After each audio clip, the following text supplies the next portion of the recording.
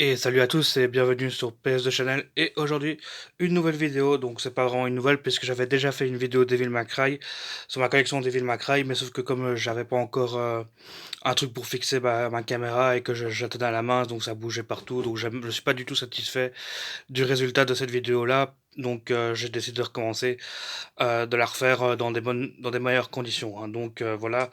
Donc, on commence directement avec le premier Devil May Cry. Donc là, je vais vous montrer toute ma collection de Devil May Cry sur PS2. Donc, que ce soit PS2, Jap, US ou PAL. Donc, on commence directement avec le premier Devil May Cry qui est sorti. Donc, celui-là, c'est vraiment un très très bon jeu. C'est vraiment le meilleur pour moi de la série. C'est un très très grand hack and slash en fait. Et donc, c'est celui-là vraiment qui a posé les bases. Moi, je l'avais découvert à la base en publicité. Et une fois que j'avais vu la pub, j'en pouvais plus. Il me fallait absolument que je l'aie. Donc je l'ai acheté. Enfin, je l'ai pas acheté, mais je l'ai découvert par après, grâce à mon parrain que je lui avais demandé de le prendre. Donc vraiment un super bon jeu. Vraiment, pour moi, c'est le meilleur de la série. C'est celui qui est vraiment super super cool.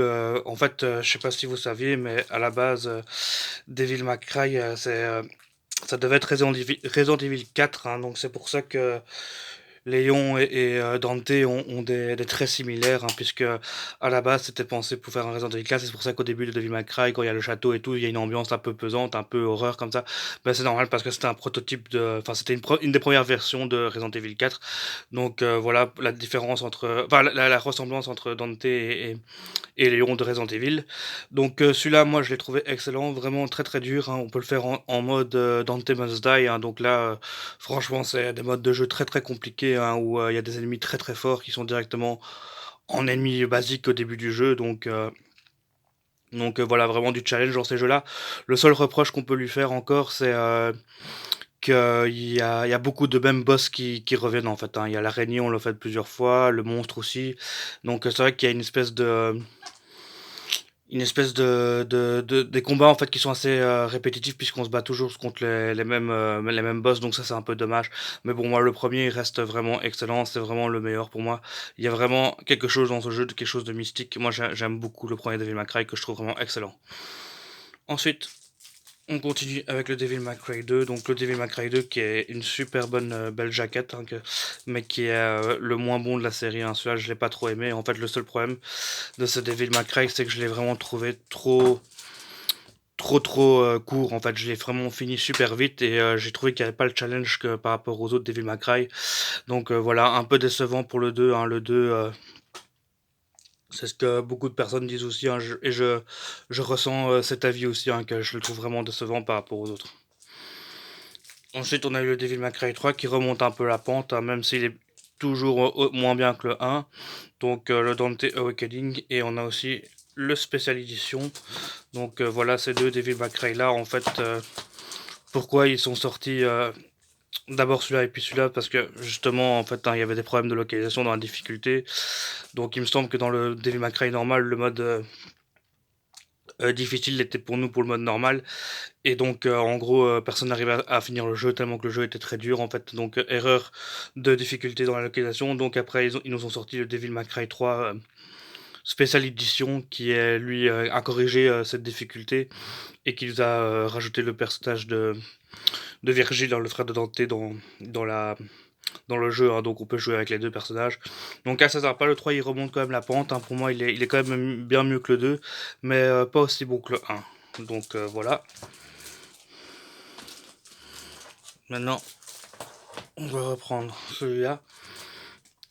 Et voilà la version japonaise pour le Devil May Cry 1.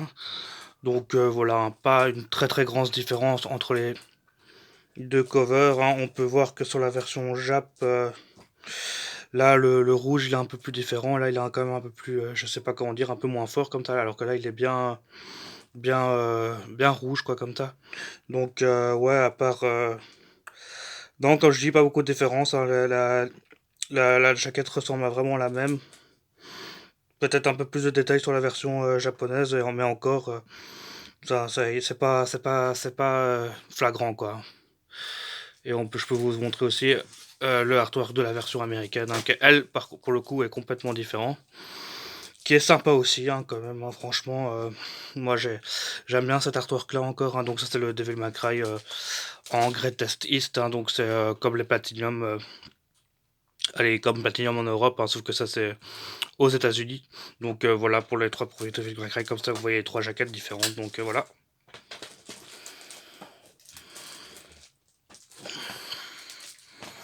Ensuite, on va reprendre le 2. Là, on a le Devil May Cry 2 en Jap, donc voilà, donc là c'est super cover, hein, là franchement, celle Jap est vraiment sympa aussi, hein. Donc voilà pour celle-là. Donc je peux vous montrer aussi la version américaine si vous voulez.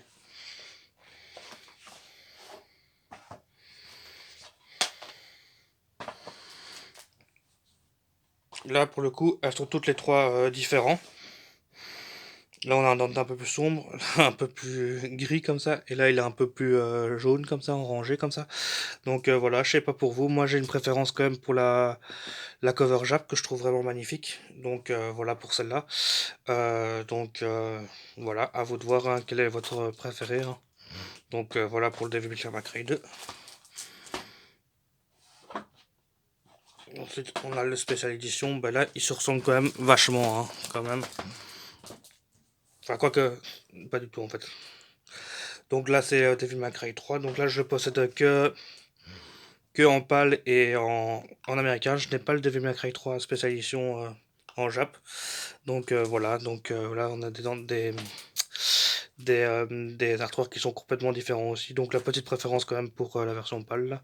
Enfin, après, c'est vraiment comme vous voulez, hein, c'est laquelle la meilleure version pour vous. Donc voilà, hein, donc